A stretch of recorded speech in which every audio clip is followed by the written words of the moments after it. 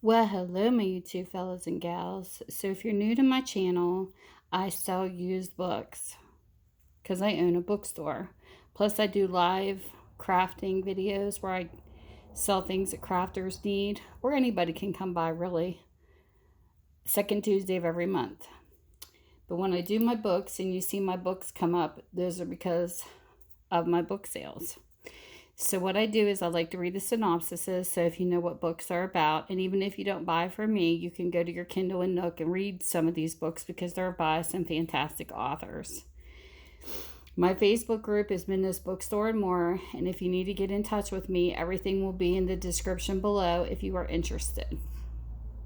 So on that note, we are starting with book 1. We are on lot number 2, Action Suspense Hardbacks. These are $2.50 a piece, and if you do them by mail for me, I do send them media, so you save money. So the first book we have is called Red Storm Rising by Tom Clancy. This is a 1986 book. This is what it looks like.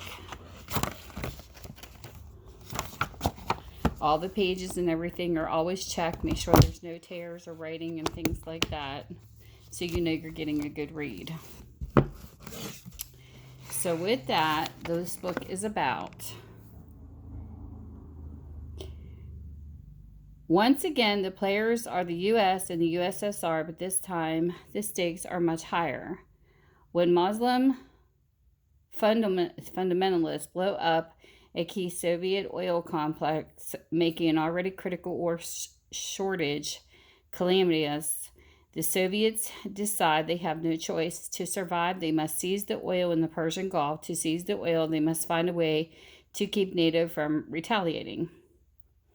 And they find it. Red Storm, an audacious 4-month master plan of elaborate diplomatic trickery and crashed military buildup designed to keep the West off balance and ready for the knockout blow.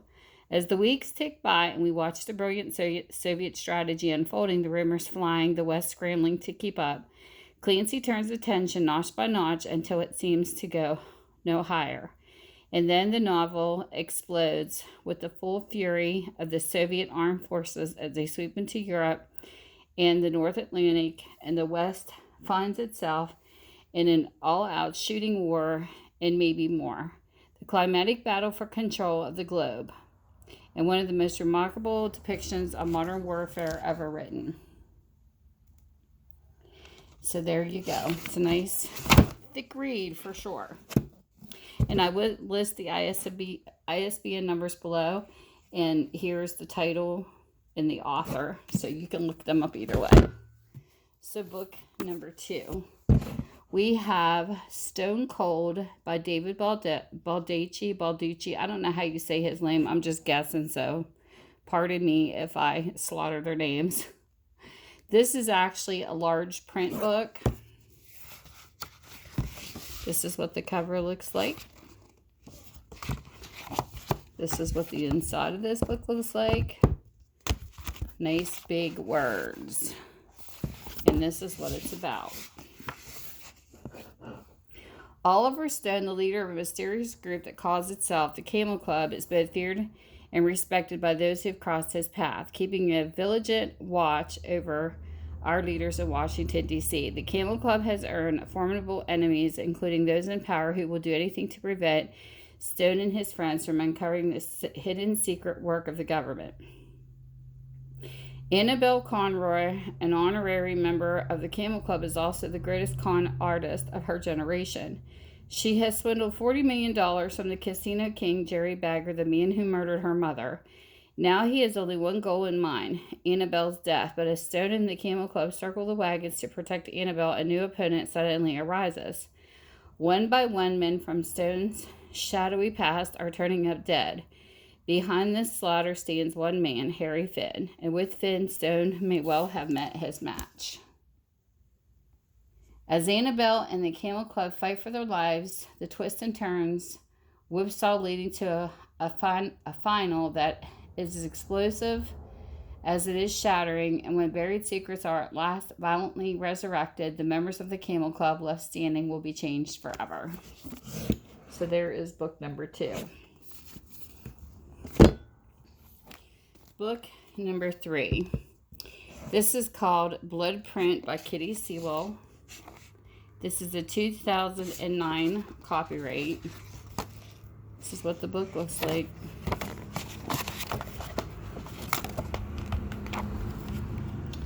And this is what it is about. Madeline Frank knows all too well that it's impossible to recover from some losses. She herself has escaped devastating heartbreak, fleeing her native Key West to begin life anew in the ancient city of Bath. But Madeline's demons have never left her, and may in fact be closer than ever. In mad visions of her mother, formerly a priestess of Santeria, the mysterious Afro-Cuban religion, Rachel Locklear appears in her office seeking therapy, but Madeline becomes increasingly troubled by the history of this hostile, damaged young woman.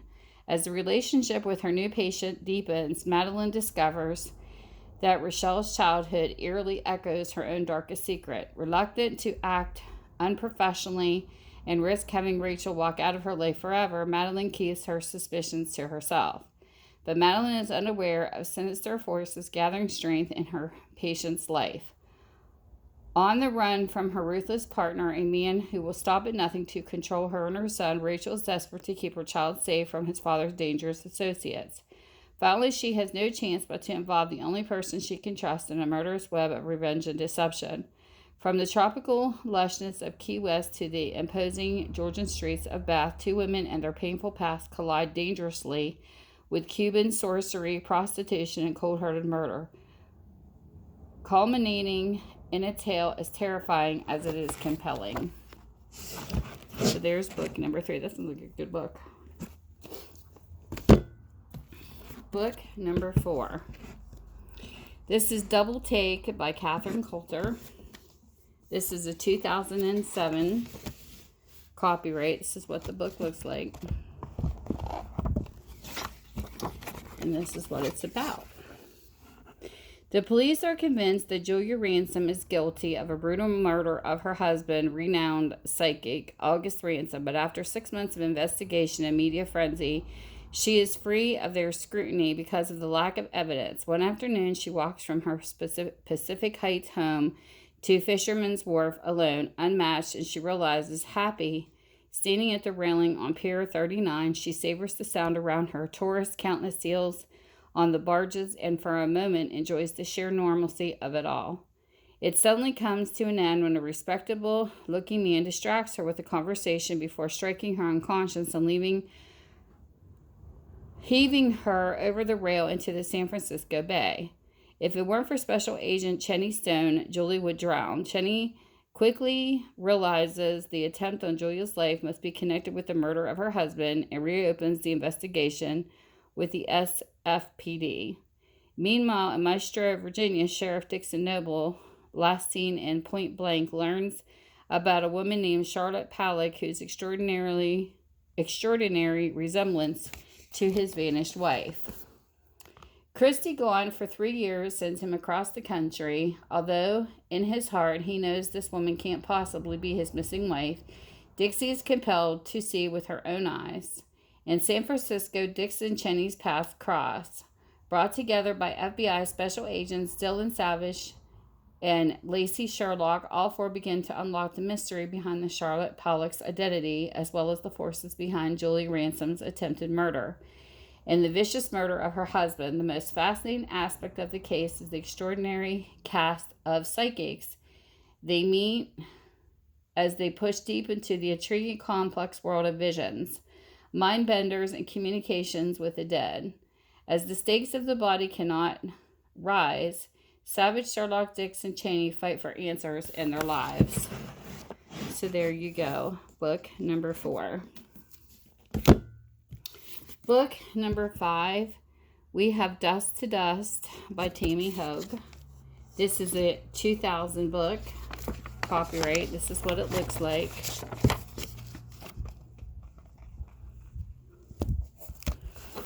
And this is what it says.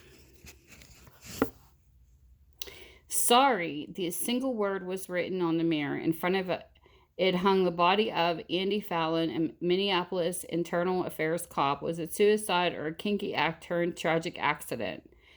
Either way, his death wasn't a crime. The investigation will be a formality, a duty that veteran homicide detective Sam Kovac isn't looking forward to. He doesn't want to spend any more time than he has to in the bleak, empty world of the victim's father, Iron Mike. Kovac's old mentor and a department legend.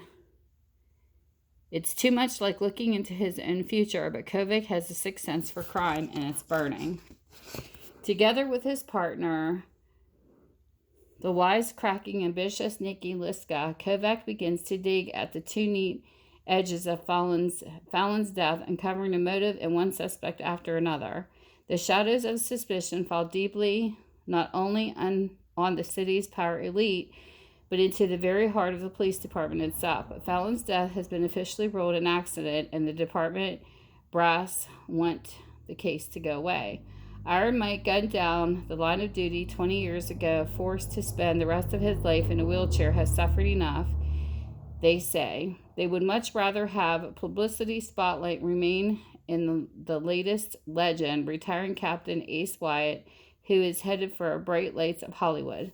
Unfortunately, neither Kovac or Liska believes Fallon died by his own hand. Accidentally or otherwise, as the case unfolds, it seems more than likely that his death is somehow tied to his work. The question is whether he was killed for a case 2 months old, the murder of a gay patrol officer, or a case 20 years closed, the one that left his father a paraplegic and made Ace Wyatt a hero. As Kovac and Liska dig deeper, they find their careers and lives on the line because the killer wants the truth left dead and buried. Ashes to ashes, dust to dust. So there you go. Book number 5. Book number 6 is called Simple Genius by David Baldacci. I keep wanting to call him Baldacci. It is a 2007 copyright. That's what the book looks like. And this is what it's about. A 3-hour drive from Washington, D.C., 2 clandestine institutions face each other across a heavily guarded river. One of the world's most unusual laboratory whose goal and funding are a mystery. The other is an elite CIA training camp shrouded in secrecy. Now a man and a woman are about to run a gauntlet between these two puzzle factories straight into a furious struggle to exploit a potentially world-shattering discovery and keep some other secrets under wraps forever. Former Secret Service agents turned private investigators Sean King and Michelle Maxwell have seen their lives splinter around them. Michelle lies unconscious in a hospital bed after a night of suicidal violence, and Sean is forced to take on a thankless investigation to a murder of a scientist just inside the CIA's razor wire fence near Williamsburg, Virginia. Soon he is uncovering layer after layer of disinformation that shields a stunning world filled with elite mathematicians, physicists, war heroes, spies, and deadly field agents. Amid more murder, a seemingly autistic girl's extraordinary genius, and a powerful breakthrough in the realm of classified codes. Sean soon learns enough to put his life at rest. Now more than ever, he needs Michelle at her best to help stop a conspiracy of traitors operating in the shadows of the White House itself. From Michelle's courageous struggle to defeat her long-buried personal demons to a centuries-old secret that surfaces in the heat of the action, Simple Genius pulses with stunning high-intensity suspense. The heroes of Split Second and Our Game, David Baldacci's New York #1 Times bestseller, are back as you've never seen them before. So there you go. Book number 6. Book number 7 is Retribution by Jilliane Hoffman. This is what the book looks like. And this is a 2004 copyright, and this is what it's about. At the heart of Retribution is C.J. Townsend, a brilliant state prosecutor in Miami, well known for keeping her cool while trying even the most horrific cases. The latest suspect is, as they have come, a vicious killer who savors cruelty and considers murder an art. Amid a maelstrom of media attention, C.J. has just begun to build her case when she is struck with a shattering personal blow connected to her past. Now everything will ride on her ability to hold herself together long enough to put the accused away forever. Inspired by her experience as an assistant state attorney in Miami, Jilliane Hoffman's Retribution is one of the most thrilling commercial fiction debuts in years. Awesome. And they got the definition. Retribution, punishment that is considered to be morally right and fully deserved. The Oxford American Dictionary. Cool. Book number 7, okay?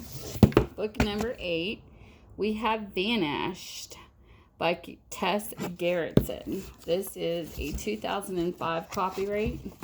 This is what the book looks like. This is also in giant print. It's like a big print.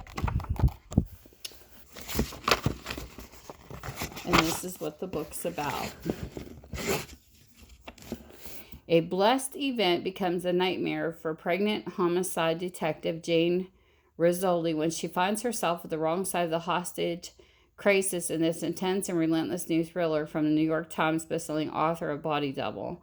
A nameless, beautiful woman appears to be just another corpse in the morgue, but when Boston medical examiner Mara Isles unzips the body bag and looks down at the body, she gets the fright of her life. The corpse opens its eyes. Very much alive, the woman is rushed to the hospital, but the bizarre soon turns lethal. With shockingly and cool precision, she murders a security guard and seizes hostages. One of them a pregnant patient, Jane Rizzoli. Who is this violent, desperate soul, and what does she want? As the intense hours tick by, Mara joins forces with Jane's husband, FBI agent Gabriel Dean, to track down the mysterious killer's identity. When federal agents suddenly appear in the scene, Mara and Gabriel realize that they are dealing with a case that goes far deeper than an extraordinary hostage crisis. Only Jane, trapped with the armed madwoman, holds the key to the mystery if she survives. So there is book number 8. Book number 9 is called Book of the Dead by Patricia Cornwell. This is another big print. This is what the book looks like. Large print book. This is a 2007 copyright. So you can see how big the pages or the words are. This is what the book is about. Following a bruising battle with a psychopath in Florida, Kay Scarpetta decides to move to Charleston, South Carolina to open a private forensic pathology practice in which she and her colleagues, including Pete Marino and her niece Lucy, can offer expert crime scene investigation and autopsies to needy communities. Kay thinks all systems are go for her new adventure until local politicians start squawking and someone attempts to sabotage or clearly meant to run them out of town. And now the deaths start piling up too. A young man jumps out off a water tower. A woman is found ritualistically murdered in her palatial beach home. The body of a young boy is dumped in a desolation marsh. Meanwhile, in England, problems with a patient at a psychiatric hospital hint at a connection to the faraway deaths. Scarpetta thought she'd seen it all, but now the morgue log is filling up at a frightening pace. Before long, the Book of the Dead will contain many names, and a pen may be poised to write her own. So there is book number 9. And last but not least, this is like the favorite book of all as far as the cover. This is actually indented into the book, Chambers of Horrors. And I think this book would be so cool to be turned into a junk journal for Halloween, in my opinion. Has a piece of dust on it. Can't have dirty books. This is a 1985 book. It's got some stains on the front of the book and some discolored pages, which we liked our age pages. And this book has no synopsis, and I didn't put one down. Usually I do. But it contains a contents, which we have Wood by Robert Aikman, The Bird by Thomas Burke, which is checked. So whoever had this book must have liked these books better, maybe. A Thing About Machines by Rod Serling. A Woman Seldom Found by William Sansom. The Squaw by Bram Stoker. The Cloth of Madness by Seabury Quinn. The Sea Raiders by H.G. Wells. The Dunwich Horror by H.P. Lovecraft. Dad by John Blackburn. The Cold Embrace by Miss Braddon. Royal Jelly by Roald Dahl. The Boarded Window by Ambrose Bierce. Earth to Earth by Robert Graves. A Warning to the Curious by M.R. James. The Night of the Tiger by Stephen King. The Interruption by W.W. Jacobs. Back from the Grave by Robert Silverberg. The Derelict by William Hope Hooligan. Vendetta by Guy de Maupassant. Edifice Complex by Robert Bloch. The Red Lodge by H. Russell Wakefield. Mary Postgate by Rudyard Kipling. The Cradle Demon by R. Chetwynd Hayes. The Horror of Abbott's Grange by Frederick Howes. Shridini Vishtar Stocky. The Wall by Robert Haining. The Account of Some Strange Disturbances in Algiers Street by J. Sheridan Le Fanu. The Whining by Ramsey Campbell. Berenice by Edgar Allan Poe. The Finless Death by R.E. Fernande. And The Dead Spake by E.F. Benson. So it sounds like a bunch of authors got together and they just had a field day with this book, writing a bunch of stuff in it. There's no illustrations, but I like the cover. I think the cover would be really cool. But with that, that is book number 10. I hope you have a great day, whatever time zone you're in. I hope you're having a great one. I'll see you soon. Bye.